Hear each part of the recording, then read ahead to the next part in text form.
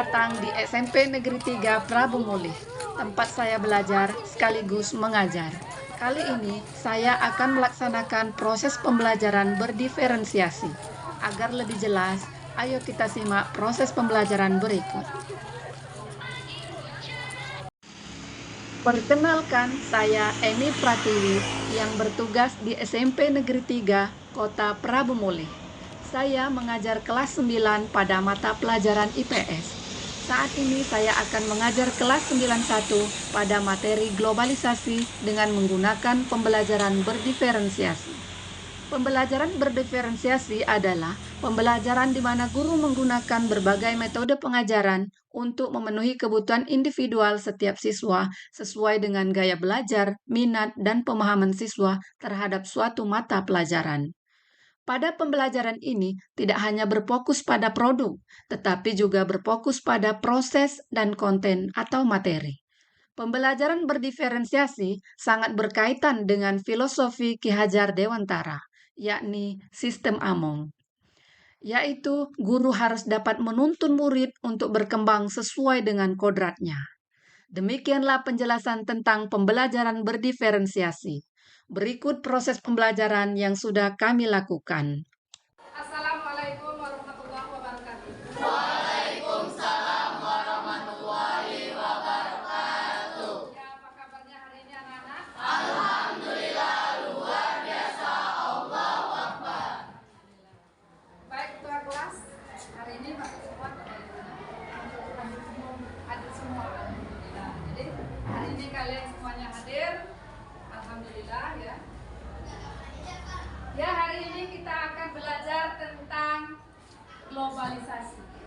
Ya, namun sebelum kita masuk ke globalisasi, Ibu akan tanyakan dulu, kemarin kita sudah belajar tentang perubahan sosial budaya. Coba siapa yang tahu apa saja bentuk dari perubahan sosial budaya? Ya, Cinta silakan. Bentuk perubahan sosial dilihat dari waktunya, pengaruhnya, dan perencanaannya. Lihat dari perencanaannya, bentuk perubahan sosial itu apa saja? Ya, silakan Pak De. Perubahan yang direncanakan dan direncanakan. Oke, hebat ya. Alhamdulillah kalian masih mengingat materi yang kemarin. Hari ini kita langsung ke globalisasi. Pada materi globalisasi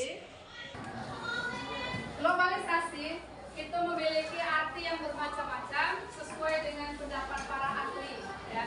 Namun di sini akan Ibu sampaikan bahwa globalisasi itu secara umum adalah semakin surutnya suatu pembatasan wilayah atau geografis itu seakan-akan tidak ada.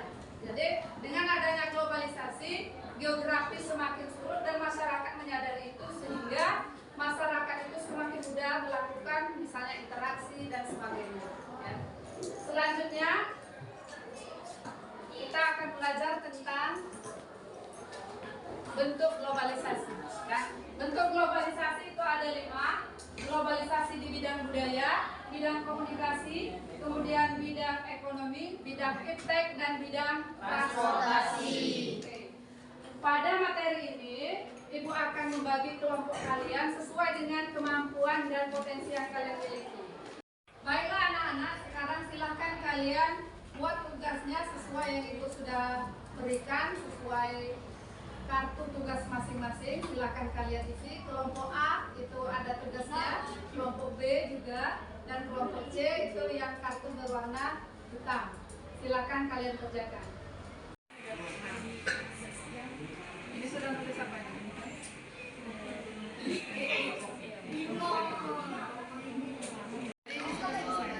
Tentang globalisasi di bidang budaya.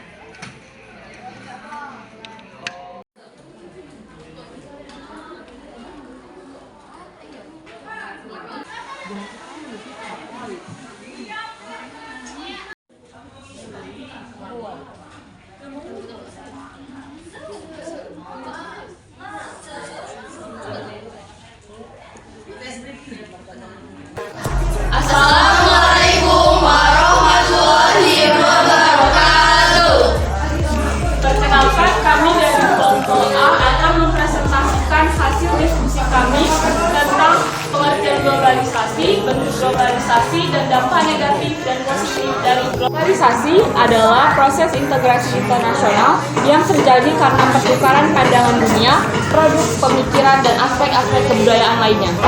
Bentuk-bentuk globalisasi ada 5. Yang pertama adalah globalisasi bidang budaya. Yang kedua, bidang komunikasi. Yang ketiga, globalisasi bidang ekonomi. Yang keempat, globalisasi bidang iptek. Yang kelima, globalisasi bidang transportasi. Positif globalisasi ada 4. Pertama, menghubungkan orang di seluruh dunia. 2, penyebaran informasi dengan cepat. 3, munculnya media sosial. 4, sarana berbagi file. Dampak negatif pada globalisasi yang pertama terjadinya cyberbullying, kedua penyebaran hoax, ketiga kebencian dan konten pornografi, keempat kejahatan visual seperti hacking dan Menghadapi globalisasi. 1, menyaring budaya asing. 2, memanfaatkan forum kerjasama internasional. 3, memanfaatkan semua perubahan dari globalisasi dengan baik. Presentasi dari kelompok A kami akhiri. Wassalamualaikum warahmatullahi wabarakatuh. Assalamualaikum warahmatullahi wabarakatuh. Perkenalkan, kami dari kelompok B akan mempresentasikan mengenai globalisasi, bentuk-bentuknya, dampak positif, dampak negatif, dan beserta contohnya. Perkenalkan, saya Rafika Pratiwi dan ini rekan saya. Saya Amanda. Saya Zalfa Zahira. Saya Siva Amalia Putri. Saya Mercy Aulia. Pengertian globalisasi akan dibacakan oleh rekan saya yang bernama Zalfa. Globalisasi adalah suatu proses sosial yang di dalamnya kendala geografis terhadap pengaturan dan budaya menjadi surut dan manusia menjadi semakin sadar bahwa pengaturan tersebut menjadi semakin surut. Adapun bentuk-bentuk globalisasi yang terjadi pada bidang-bidang berikut. Pertama, globalisasi pada bidang sosial budaya. Kedua, pada bidang ekonomi. Ketiga, pada bidang komunikasi. Keempat, pada bidang iptek. Kelima, pada bidang transportasi. Dampak positif berkembangnya ilmu pengetahuan dan teknologi, memudahkan akses informasi dan komunikasi, mempercepat proses produksi dan layanan, serta memberikan peluang bisnis dan investasi baru. Dampak negatif globalisasi adalah salah satunya adalah kriminalitas. Kriminalitas adalah tindakan kriminal yang melanggar norma, tindakan yang dilakukan sangat bervariasi. Contohnya adalah peretasan chatting atau mencuri nomor kartu kredit. Sekian presentasi dari kelompok B mengenai globalisasi. Kami akhiri. Wassalamualaikum warahmatullahi wabarakatuh. Assalamualaikum warahmatullahi wabarakatuh. Kami dari kelompok C akan menjelaskan tentang contoh-contoh globalisasi, yaitu yang pertama tentang globalisasi di bidang budaya akan disampaikan oleh Pader. Globalisasi di bidang budaya yaitu orang luar negeri tertarik belajar gamelan yang merupakan budaya yang berasal dari Indonesia. Berikutnya, globalisasi di bidang ekonomi akan disampaikan oleh Cynthia. Globalisasi di bidang komunikasi adalah proses komunikasi dalam bertukar pesan kepada seluruh orang di dunia dalam waktu. Berikutnya, globalisasi di bidang ekonomi akan disampaikan oleh Zakia. Globalisasi di bidang ekonomi yaitu perdagangan bebas yang mengacu pada praktik perdagangan internasional. Berikutnya, globalisasi di bidang iptek akan disampaikan oleh Haikal. Globalisasi bidang iptek adalah munculnya internet sehingga semua informasi diakses oleh banyak orang dalam waktu cepat. Dan globalisasi di bidang transportasi akan disampaikan oleh Orika. Globalisasi di bidang transportasi contohnya adalah munculnya jenis transportasi dari darat, laut, dan udara. Makasih. Sekian penjelasan contoh-contoh di bidang globalisasi dari kami akhiri dan wassalamualaikum warahmatullahi wabarakatuh. Anak-anak, tibalah kita pada penghujung pembelajaran hari ini. Jadi kita sebelumnya akan menyimpulkan dulu kira-kira apa saja upaya yang dapat kita lakukan dalam menghadapi globalisasi sekarang ini. Ya, silakan Jen. Upaya menghadapi globalisasi dinamika, menyelidiki budaya asing, memantau semua perubahan dari globalisasi dengan baik, melestarikan budaya-budaya yang ada di Indonesia. Ya, tepat sekali. Tepat ya.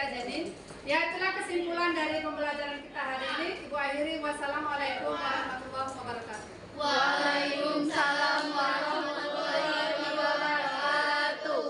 Assalamualaikum warahmatullahi wabarakatuh. Saya Laila Fatia, guru SMP Negeri 3 Pramuli. Saya merupakan rekan sejawat dari Ibu Eni Pratiwi yang sedang mengikuti lomba GTK Guru Inspirasi, di mana pembelajaran yang berdiferensiasi yang diberikan oleh Bu Eni yang saya perhatikan sangat memotivasi siswa dan meningkatkan kreativitas siswa dalam pembelajaran dengan strategi dan metode yang diberikan oleh Bu Eni, sehingga saya pun mengikuti apa yang diberikan oleh Bu Eni dengan memakai metode dan strategi yang Bu Eni lakukan. Semangat Bu Eni dalam mengikuti lombanya. Assalamualaikum.